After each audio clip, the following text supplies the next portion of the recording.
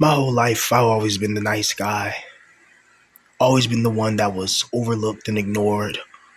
Always was the one that was worried about other people's feelings instead of my own. Worrying about how I said things, how I positioned myself in conversations, and always thinking about others and always being that nice guy. Always believing in Jesus and going to church and doing all of that. And what has it got me in life? What has being a nice guy really got me in life besides people attacking me, people mistreating me, people abusing me mentally, physically, spiritually, and emotionally? That's what you get when you're a nice guy. When you're a lonely man, that's a nice guy. You see, we're not normal men. We're not like everybody else. We're not the men that have that has frequent sex, that have a lot of money, that have all these opportunities and have the world just on a silver platter. We're not those type of guys. So we shouldn't act so sheepish. We shouldn't act so nice and kind. And this took me a long time to really understand. You know, it took me a very long time to realize that being the nice guy, you're going to always be the one that's going to get attacked the most. While being the mean guy, being the selfish guy, being the person that's a narcissist, you're the one that's going to get respected when you're evil. And once you realize this, you start to think, you know what? Fuck this whole shit. You know what I mean? This whole world is just oblivion. This whole world is just a prison. Point blank, period. Honestly, being a nice guy, when you're a guy in this position, when the whole world dejected you, when the whole world looks at you like you're a failure, when your family doesn't like you, when your friends don't even like you, they're not even your friends, they're your associates, they're only using you for something. Whether it's to play your Xbox on weekends, or whether it's to freaking get, free kush from you, or whether it's something. There's something about you. They don't really care about you fundamentally. And you have to really take this into consideration when you think about trying to save this nation. They just released the Epstein files, more of that, and if you skim through it, bro, it just shows you the tip of the iceberg of some of the disgusting and evil things that these reprobates do. But notice one thing about everybody in the Epstein files: they're all evil, they're all wicked, they're all narcissists. They're not nice, good people, and they're on top of the world. Meanwhile, kind-hearted, good people, especially as a lonely man, you're going to be at the bottom of the barrel. Women are going to look at you and disrespect you. Other men are going to pick fights with you and disrespect you. You don't have to do nothing to these people. You can just be existing, just minding your business in your own little world. These people will come to you and cause problems to your life, or circumstances and events in life will make it so that you're purposely put around these people, these same people who want to harm you. So you have to understand how to protect yourself as a lonely man. Don't hang around too many people. Don't be around a lot of people.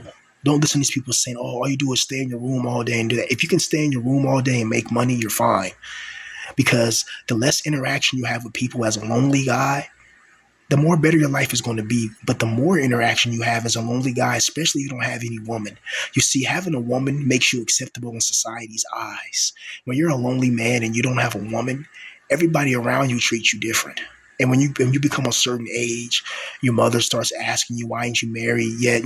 There's a good girl out there. Your dad's going to be on your ass about, how come you don't have, how come he doesn't have grandchildren? And the world's going to mistreat you. The world's not going to look at you as something that deserves to be helped and uplifted. They're going to look at you as something that deserves to be and pummeled out of existence and destroyed and thrown into the void. This world really doesn't like lonely men. So you have no obligation to be nice to people. You have no obligation to be, some little sheep and be an obedient little dog. I'm not saying go out there and be an asshole. Be respectful. Use your common sense and use decency, right? But don't let these people, like, you don't have to be in certain places, like, you don't have to go out and hang out with them at Starbucks if they ask you. Don't go to those social interactions. That's just a humiliation ritual. You don't have a car, you don't have your own apartment or house, you don't have a girlfriend. What do you have in common with these normies and these NPCs and these hylics, these relics of Yaldabaoth's fury and wrath? You have nothing in common with these people. When you're a lonely guy, for real, you need to think about your own survival and safety, because that's the only one who's going to think about it. No one gives a damn about you when you're a lonely man. When you're a guy that's getting all the girls and you got, two baby mamas, everybody's going to care about you. People going to try to bail you out of prison or bail you out of jail. They're willing to pay your bond. They're willing to put their, this girl's putting her grandmother's house up for you. It's like they go out the way to make sure you're taken care of. They go out the way to make sure that you're good. But when you're a lonely guy struggling, the world goes out of its way to attack you. Have you ever noticed that? Have you ever noticed we're always in this wicked type of emotional fluctuation where about 95% of your day is going to be some type of humiliation ritual you have to go through. Wake up, go to work, get cussed out by your boss and your coworkers. Your boss yells at you for some stupid crap. And it's like, why are you yelling at another grown man over some dumb crap? Like, if we just take these uniforms off and actually meet and like fight behind the stalking room or whatever, what's going to happen. I was watching Joey the Gypsy, and I don't know if you guys know who he is, but he makes excellent content. He's pretty much homeless like I am, right?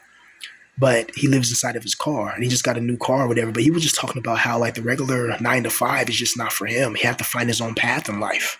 He just realized that wasn't for him.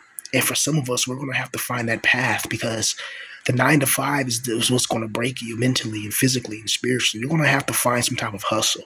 You're going to have to find some type of thing that you can actually turn into monetization, that you can actually turn to something that can get you to escape the rat reel and the rat race, because you're a lonely guy.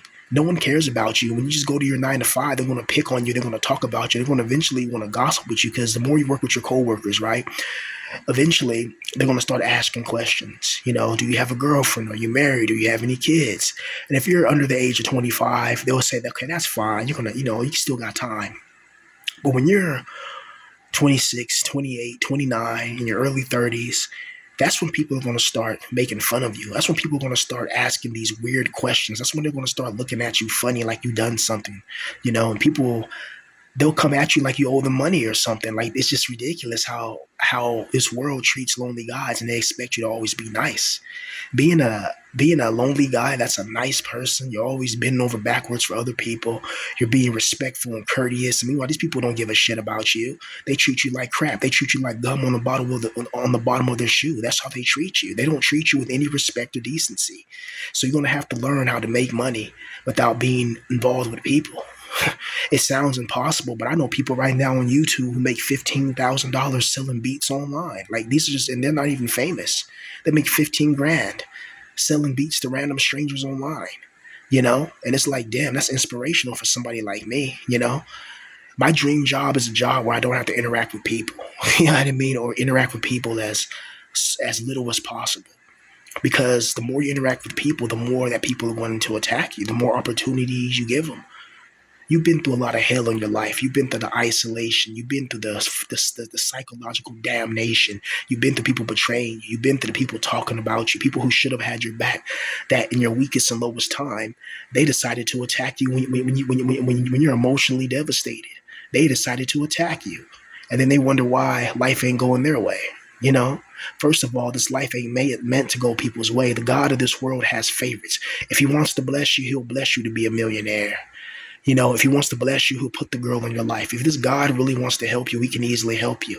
The reason why you're not blessed, the reason why you don't like your life, the reason why you're disappointed in yourself is because that's exactly where this God wants you. Because you have to understand, there are invisible entities that feed off your negative energy frequencies, meaning that they keep you in a state of depression. They keep you in a state of sorrow. They keep you in a state of just agony. There's a reason why you haven't had a girl in your life. There could be something spiritually special about you.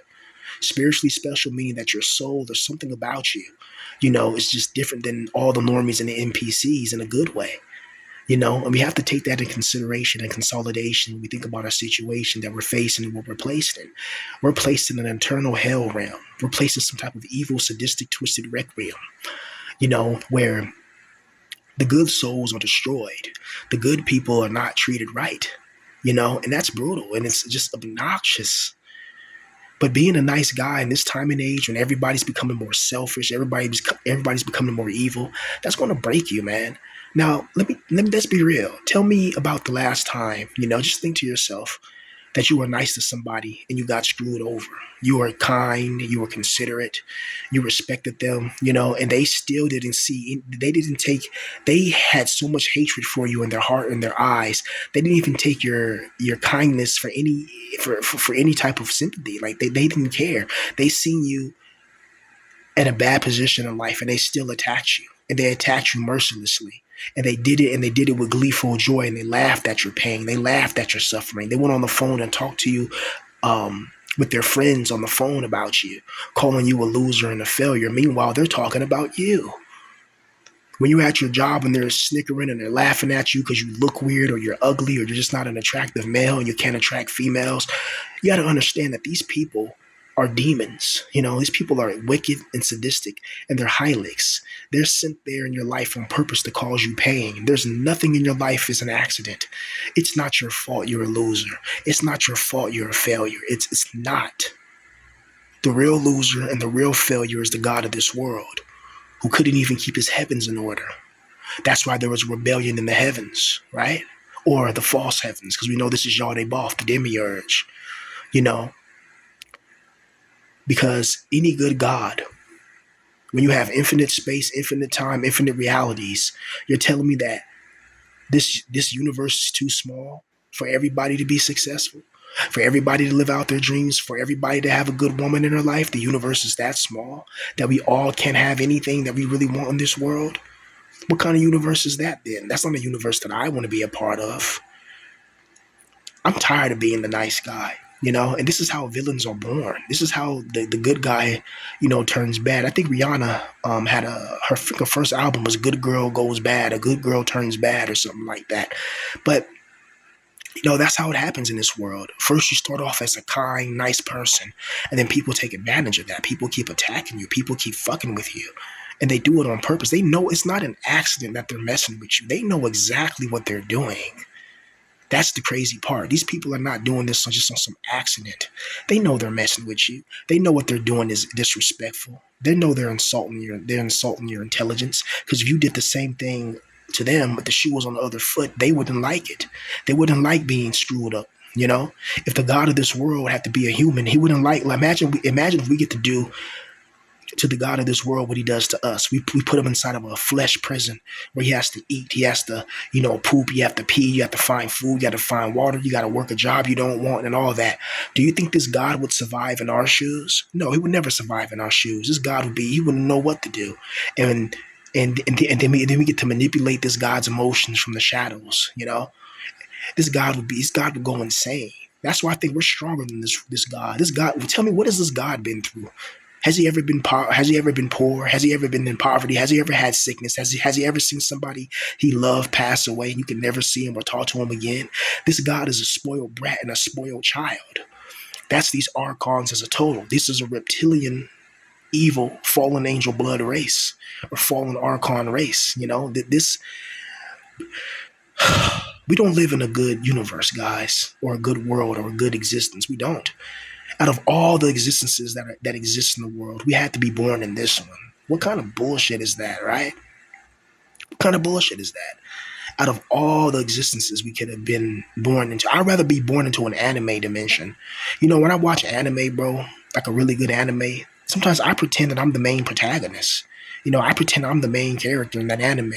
Like I'm just walking to my mundane life and a damn bus hits me, or truck coon, as they call them, truck coon or train coon, that's what they call them, right? The KUN or whatever. And you get hit by, the truck, or you get hit by the car, then you're reincarnated into another life, and you have and you have these superpowers and this ability. You meet the god or the goddess before you go into the world, and she tells you about the world, the magic, the dragons, the demon lord and his four dark masters, and how you need to conquer. And let's say you're born into the kingdom of Numeria, and you're fighting the Zonx empire, and you know what I mean, whatever. And then there's a demon lord that's building his empire to the west or to the east, and you have to learn how to become a hero, and you got to overpower. Like I think about shit like that, brother. And when I watch anime like that, I wish I was born in that world. Like, have you ever watched the anime that was so good? You're like, damn, I wish I was in this anime. Honestly, because being in the anime is better than being in real life. This doesn't even feel like real life. This feels like some type of evil simulation. This feels like some type of regression of existence. There's no way this is the ultimate form of existence. You know, there's no way this is the ultimate form of existence. No way in hell that being a wage slave or a wage cuck and bowing down to um, the ones with the shekels, no way that is what life is supposed to be about. Why is life always about being subservient and submitting yourself to indecencies? You know, I don't know about you guys, but it just doesn't sound right to me. Where we have to always subject ourselves to this humiliation ritual we call life. You know, we have to really think about it. What's behind all of this? What really designed everything that we go through, and why? Why do we experience pain and agony? Why do people attack certain people when they haven't done nothing wrong to them personally? Why? Why do we have energy vampires in our life that their only duty in just and their just due is just to make your life more miserable? That doesn't make any sense to me. This whole entire world is crap, guys. You know, and we shouldn't feel bad about wanting to opt out of society. I don't want to be a part of this society. It's evil, it's wicked, it's satanic, it's selfish, it's demonic. I don't want to be a part of no demonic evil shit. But then you look at the fabric of time, the fabric of space and time, the fabric of our reality, the fabric of everything. And you start to take notice of something, that this reality was created to be a hell realm. We live in a hell realm, meaning that this whole world is designed to extract so much emotional energy out of us and leave us with nothing. And you got to do it every single day. How does that make sense? How does it make sense to wake up every day, wage slave, and then get nothing from it? Why don't humans wake up? Why are people so dumb? Why are people so stupid? Why are people so sheepish? Why don't people fight like the Vikings? You know? Hell, the Vikings had nuts. You know what I mean? They went and conquered. Or Alexander the Great, Attila the Hun. These were men. They weren't little sissies, picking on, just doing stupid shit. You know what I mean? Like, these were men that were conquering for a reason, with power, with boldness. Most men today, especially lonely men, we're taught to be subservient. We're taught to be weak. We're taught to be pathetic. We don't even have confidence in ourselves to even talk to a girl. And if we do try to talk to a girl, they always reject us. How does that make sense, right? I've been touch starved, for a long time, right? Meaning that the cuddles, like that, just the cuddle with a female late at night, they feel her warm body, her nice little booty jiggling on you, you know what I mean? You smack that little ass underneath them sheets, you feel me? You start to roll up some 420, order some pizza, and to get a slice of her pizza, you know, and you become happy, you become content and fulfilled with life, right? But in this world, bro, it's like it's designed for you to be miserable. It's designed for you to be. It's not. This is not an integral design of somebody that cares about us. And then why do these beings have to feed off of our energy? Why do they need our negative energetic manifestational frequency? Why do they need our negative energy to thrive? You would think an almighty God wouldn't even care about having little lowly humans worship him. Why are humans so important? Because we contain the divine, well, not all of us, but some of us contain the divine spark that's not from this God or this dimension. We're literally beings from another dimension, literally, trapped by this evil chief archon, trapped by the demiurge, and trapped by, Sophia's bastard. You know what I mean? Point blank, period. We're trapped by this evil God. He literally has our souls inside of flesh. You are an eternal soul, but you have to bow to the rules and regulations of the flesh. You have to use the bathroom, eat food, and do all this bullshit, get disrespected on the daily. Do you know how many times that we all been disrespected and we all been through this shit that we call life, you know? And you know what's going to suck? I bet when we finally pass away, There's going to be evil entities and demonic spirits just waiting for us to leave our body. And they're going to try to scare the shit out of us. You got to prepare for that right now. You got to prepare that when you pass away, it may not just be pitch blackness and you just that. So you may take your last breath, try to breathe, and you start to panic because you know you can't breathe and you know what's happening. Like, you know, you feel your body shutting down. Then you close your eyes, try to open them, but you can't open them. You can't breathe again. And then boom, slowly you lose consciousness. Then you feel your spirit leave your flesh. Then the next thing you know, you see this monstrous thing coming at you, and then there's thousands of them, you know, and you don't know what the hell can happen, you know? Like, that's the world we live in, brother.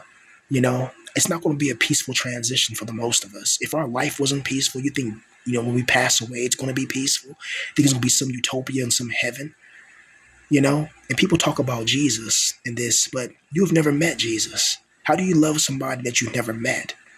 I feel his spirit. You don't know what spirit you're feeling. It could be the spirit of the archons. It could be the spirit of Yardabaoth. Because even Yardabaoth was able to trick Sophia for a little bit with his fake divine light before she ascended, you know, to another realm, back to her realm that she controls, right? But this world is not a good world, man. We don't live in some fantasy anime, but I wish we did. I wish we could have all the things we dreamed of when we were younger. I wish that we could have the woman. We can have those days when we're skipping in the field with the girl, you know, the sun is shining on our skin. She takes out a blanket and she has a little one of those little baskets and she sets it down and we have a little picnic, you know.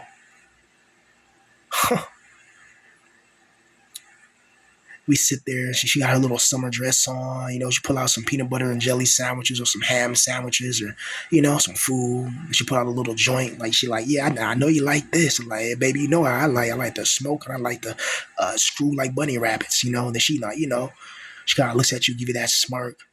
You know, you start kissing, you lift her dress up, pull them panties down. You know, you start hitting it from the back, hitting it from the front, hitting it from the side. You know what I mean? Get fellatio with a high ratio. You start tearing that nanny up.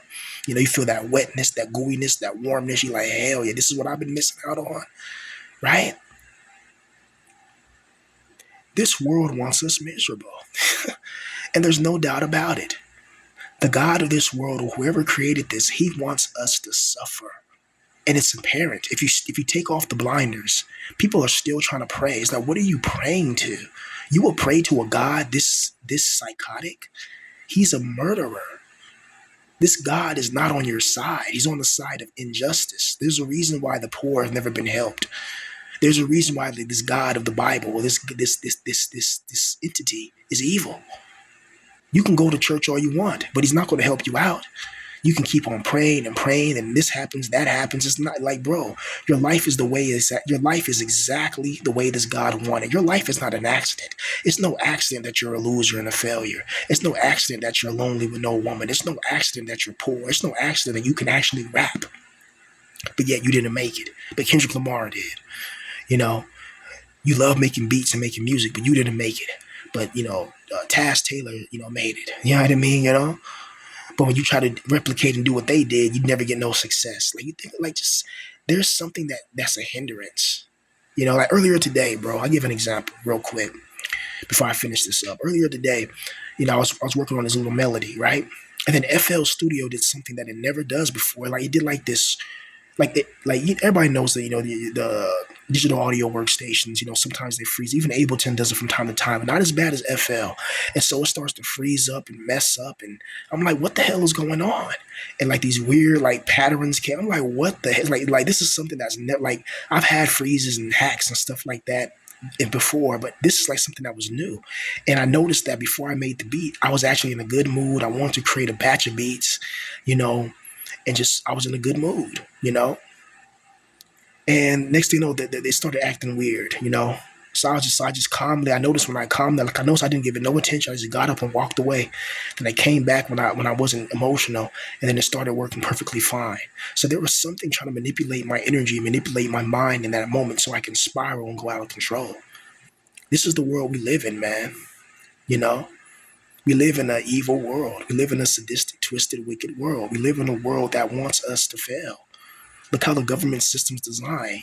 If you don't fit into the paradigm of their systems, meaning a police officer, a doctor, a lawyer, a school teacher, They make it almost impossible to thrive and survive. There's a reason some of us, we have that innate ability to create and innovate. Not everybody has that ability, but some of us do. Some of us want to be great. We don't want to be regular people in life. We know we got a talent to make $1 million. We know it. But we're not around the right people, and everybody around us is a bastard towards us. They're evil, they're wicked, they're selfish, they talking crap. But the minute you make it, they'll hate even harder. And it's ridiculous. Like being around haters, when you have haters in your own family, when you have haters from your friend group or your associates, when you have haters from random strangers, when you just deal with so much negativity, you have to take a step back and look at it and say, why did this happen? What did I do?